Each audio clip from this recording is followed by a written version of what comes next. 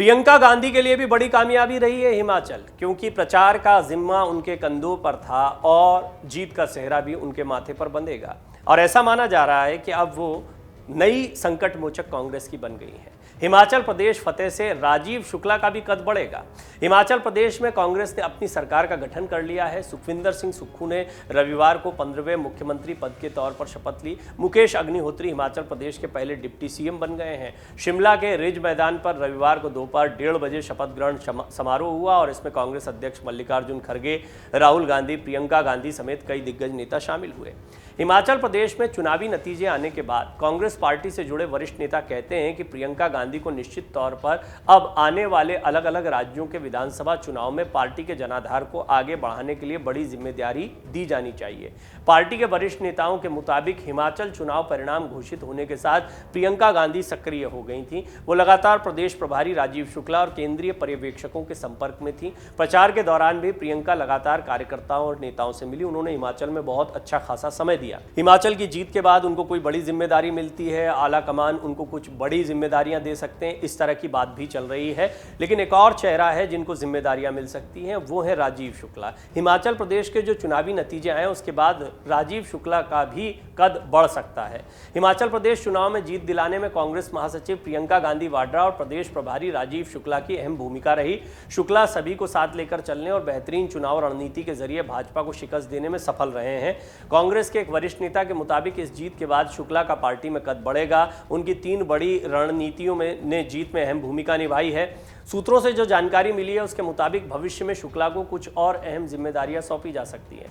माना जा रहा है कि मल्लिकार्जुन खड़गे अपनी नई टीम में उन्हें महासचिव नियुक्त कर सकते हैं। अभी वो कांग्रेस संचालन समिति के सदस्य हैं और हिमाचल कांग्रेस के प्रभारी हैं। उन्हें किसी दूसरे बड़े प्रदेश की भी जिम्मेदारी दी जा सकती है, खासतौर पर चुनावी राज्यों को देखते हुए और चुनावी प्रदेशों में रणनीति बनाने के लिहाज से उनकी भूमिकाएं तय हो सकती हैं।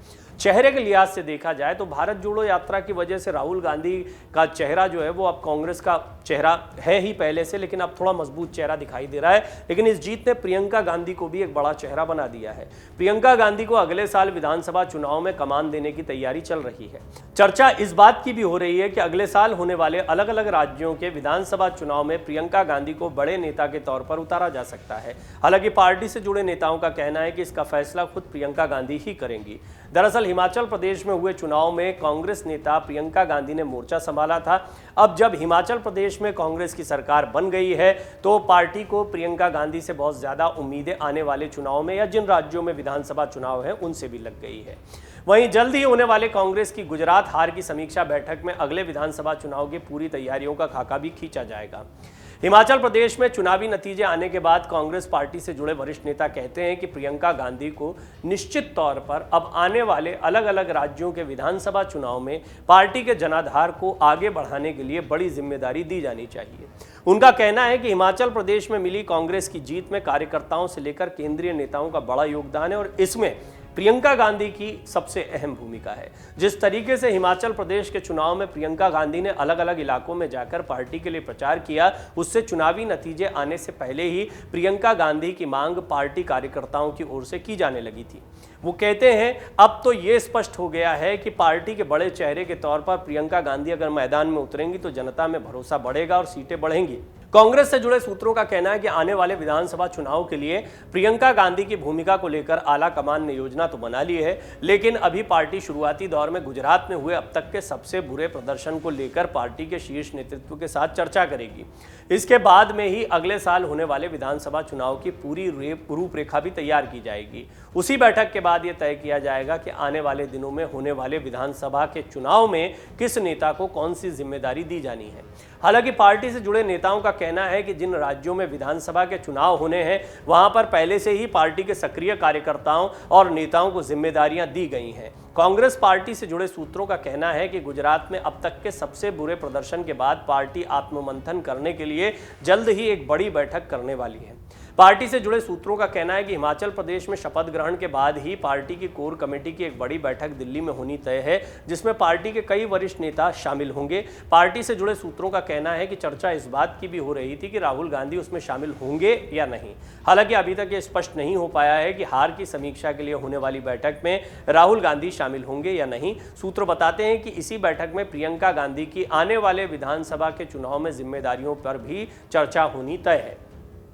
हिमाचल प्रदेश के चुनाव में सक्रिय होने से पहले प्रियंका गांधी उत्तर प्रदेश के चुनाव में भी सक्रिय भूमिका निभा चुकी हैं।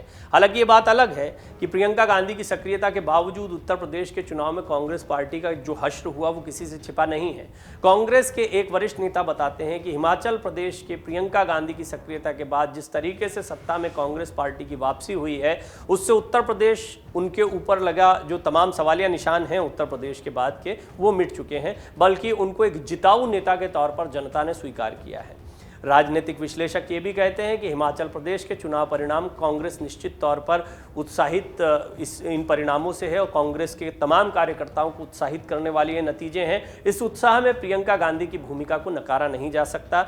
विश्लेषक ये भी कहते हैं कि चुनावी मैदान में कांग्रेस के नेताओं की ओर से गांधी परिवार के चेहरे की शुरुआती दौर से ही मांग उठती रहती थी। ऐसे में अगर प्रियंका गांधी के हिमाचल प्रदेश में शानदार प्रदर्शन के बाद उनको देश के अलग अलग राज्यों में विधानसभा चुनाव में भेजा जाएगा तो निश्चित तौर पर पार्टी को इसका फायदा होगा। प्रियंका ने राजस्थान का संकट भी टाला है और आगामी चुनाव की जब बात करते हैं तो राजस्थान, मध्य प्रदेश, छत्तीसगढ़ और इन सबसे पहले कर्नाटक, 4 राज्य बहुत महत्वपूर्ण है जिनमें अगले ही साल चुनाव होने, इन चारों राज्यों में।